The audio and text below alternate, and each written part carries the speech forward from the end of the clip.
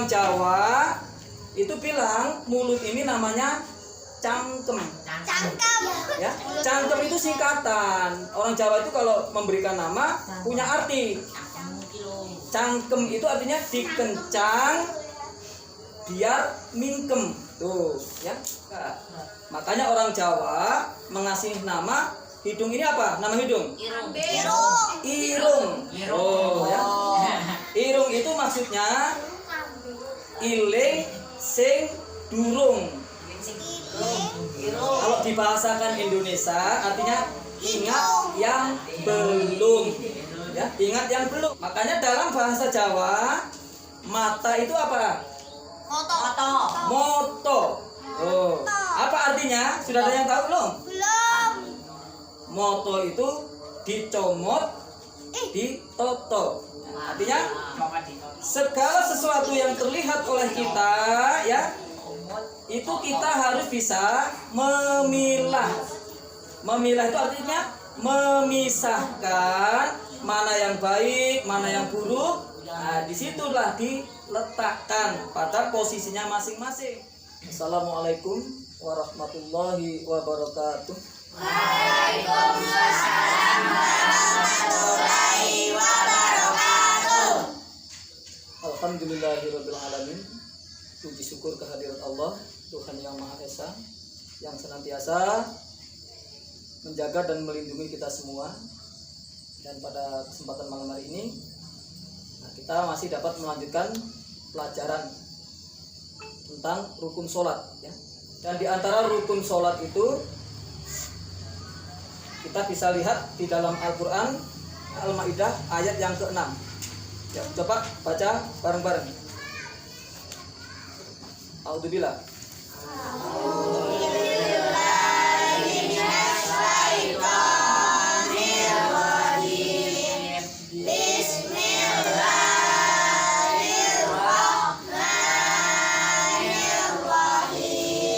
Artinya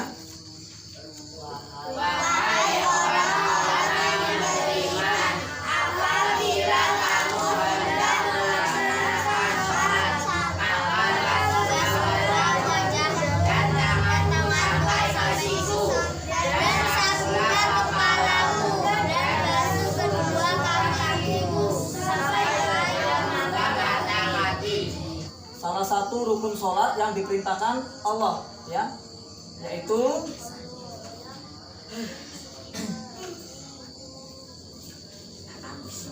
wudhu, ya. Jadi wudhu ini salah satu rukun dalam sholat. Maka kewajiban dalam sholat yang harus kita laksanakan adalah kita berwudhu. Dalam fikih wudhu ini juga diistilahkan dengan toharoh.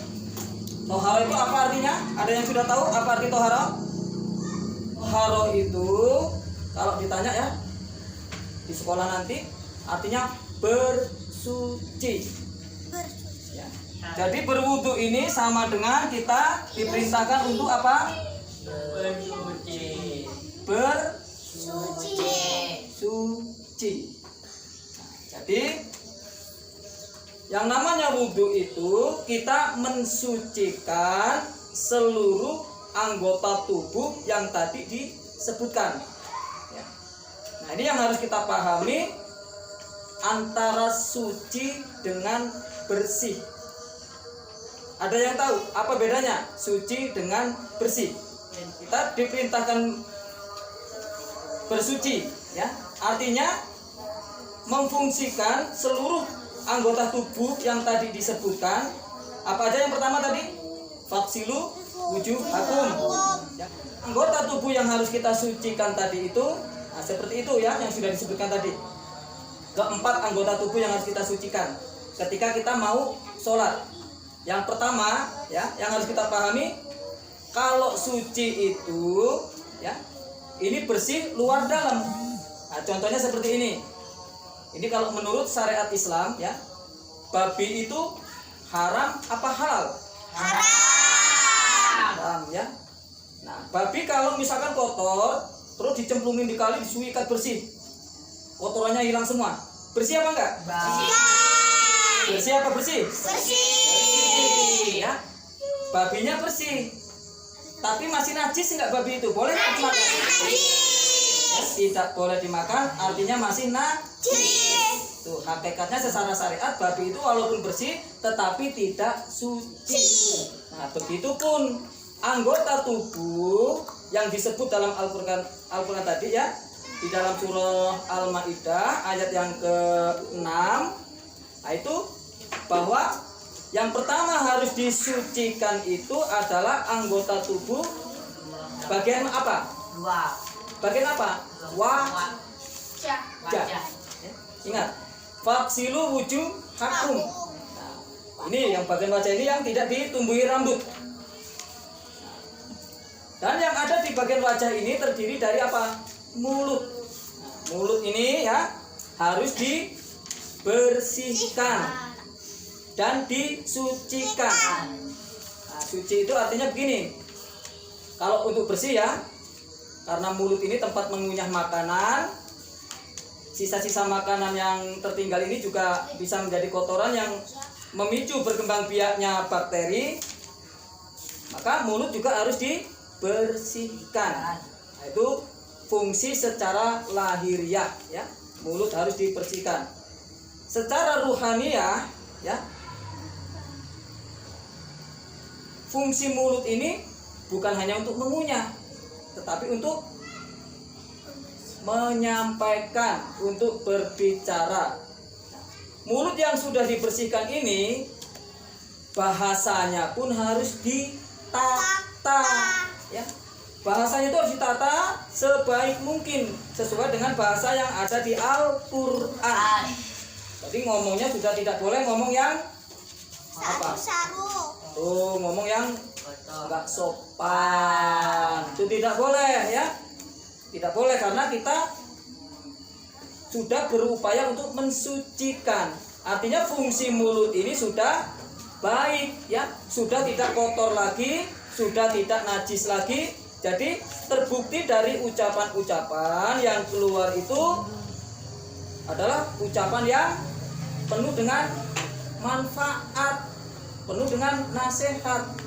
Makanya kalau orang Jawa itu bilang mulut ini namanya cangkem. Ya, cangkem itu singkatan. Orang Jawa itu kalau memberikan nama punya arti. Cangkem itu artinya dikencang biar mingkem. Tuh ya. Jadi biar mulut ini nggak asal ngomong. Makanya harus dikencang supaya mingkem. Maka disingkat cangkem. Kayak kambing ya, kambing itu kalau nggak dikencang dia akan pergi kemana aja, sembarangan dia ya, makan tanaman orang ya. Begitupun mulut kita, kalau tidak diikat ya, tidak dijaga, maka ngomong pun sembarangan ya. Kadang omongan kita menyakiti teman, orang lain, tetangga. Nah, makanya kita diperintahkan oleh Allah untuk membasuh wajah, diantaranya adalah mulut. Fungsi mulut harus baik dan manfaatnya untuk kebaikan ya. Jadi ngomong mulai ditata, bahasa kita mulai ditata ya. Makanya kita wudu. Nah, kalau orang sudah wudu tetapi mulutnya ngomongnya masih suka bohong, masih suka nipu, itu wudunya cuma sebatas lahiriah saja, lahirnya saja, fisiknya saja bersih, tapi fungsinya tidak baik, fungsinya masih kotor ya. Jadi wudunya cuma ngabisin air, sia-sia tuh wudu yang begitu ya. Makanya kita diperintahkan harus selalu menjaga wudu. Artinya menjaga wudu itu kita harus menjaga pertama apa? Ucapan. Mulai gunakan bahasa-bahasa yang baik tuh ya. Sama teman jangan suka menyinggung perasaan teman, ujung-ujungnya berantem nanti. Nah, itu tidak baik ya. Makanya kita diperintahkan oleh Allah faksilu wujuhakum. Setelah mulut, di atas mulut ada apa? Hidung. Ya. Hidung ini ya tempat keluar masuknya udara. kita bernapas menggunakan paru-paru ya. Tapi udara itu masuk lewat hidung. Udara di sekitar kita ini nggak selalu bersih. Maka kadang hidung kita menghisap debu, asap atau kotoran yang lainnya. Namun di dalam hidung kita ini ada bulu-bulu hidung yang berfungsi untuk menyaring kotoran. Ya, untuk menyaring kotoran. Akan tetapi kotoran itu kalau nggak selalu dibersihkan, bulu hidung ini tidak akan mampu menampung banyak, makanya harus dibersihkan.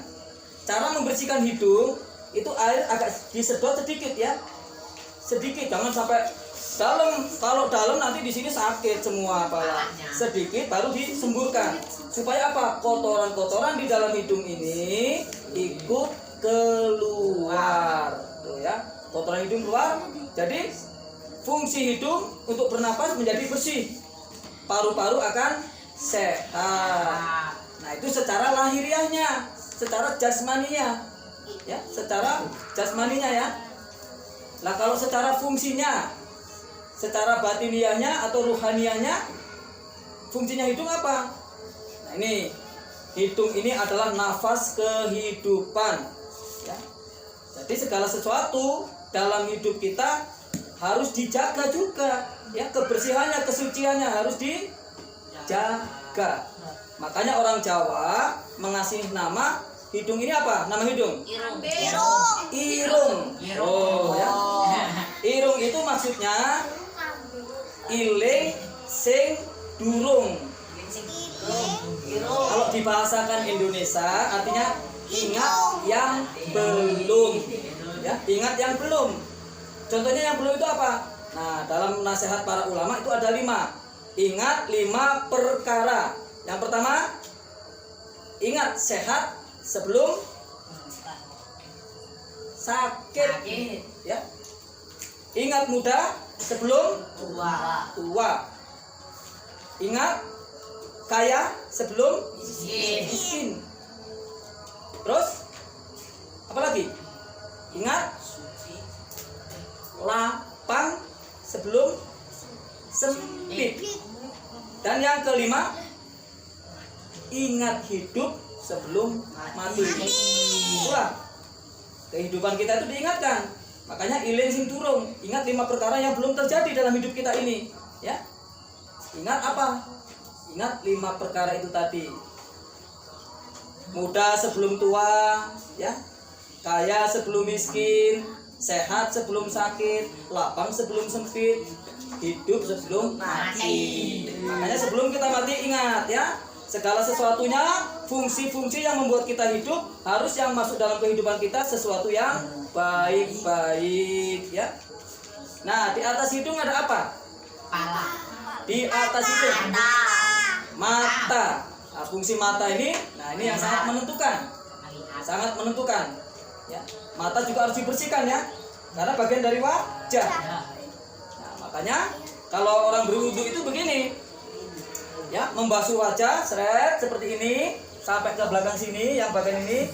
Nah, yang jari telunjuk ini untuk membersihkan bagian mata. Nah, fungsi mata harus bersih, ya. Makanya dalam bahasa Jawa, mata itu apa? Moto. Oh, apa artinya? Sudah ada yang tahu belum? Belum. Moto itu dicomot, ditoto. Nah, artinya segala sesuatu yang terlihat oleh kita, ya, itu kita harus bisa memilah. Memilah itu artinya memisahkan mana yang baik, mana yang buruk. Nah, disitulah diletakkan pada posisinya masing-masing. Yang buruk dibuang, ya. Yang baik, nah itulah masukkan dalam otak, ya. Simpan dalam otak. Jangan yang buruk-buruk dimasukkan dalam otak, ya. Ingat, otak kita bukan keranjang yang masih main FF dibatasin main FF-nya. Ya, udah. Nah, itulah salah satu kenapa kita disuruh berwudu. Ya, perintah yang pertama adalah faksilu wujuhakum wa aidiakum. Wamsahu terus Aidiakum ila marofik. Arafik. Nah, itu fungsi wudu yang pertama yang dijelaskan. Ini waktunya sudah lebih dari 15 menit ya. Ya. Ya, kita karena sudah lebih dari 15 menit, untuk pembahasan berikutnya apa? Berarti yang kedua apa? Ya. Apa yang kedua? Wa aidiakum ilal marofik. Nah, ini besok, untuk pertemuan besok kita bahas ya tentang fungsi tangan kita. Kenapa Allah menyuruh membersihkan tangan, mensucikan tangan ya? Ingat. Jadi yang perlu kita ingat, berwudu itu artinya apa? Coba, berwudu itu artinya apa? Mensucikan ya. Fungsi tangan kita harus suci, fungsi mata kita, mulut kita, hidung kita harus suci. Ingat, berwudu bukan hanya sekedar menghabiskan air, tapi kita bisa ambil pesan moralnya yang disampaikan oleh Al-Qur'an ya. Udah, untuk sementara bahasan kita cukup sekian saja karena sudah masuk waktu Isya. Alhamdulillahirabbil alamin. Wallahu a'lam bishawab. Wassalamualaikum warahmatullahi wabarakatuh.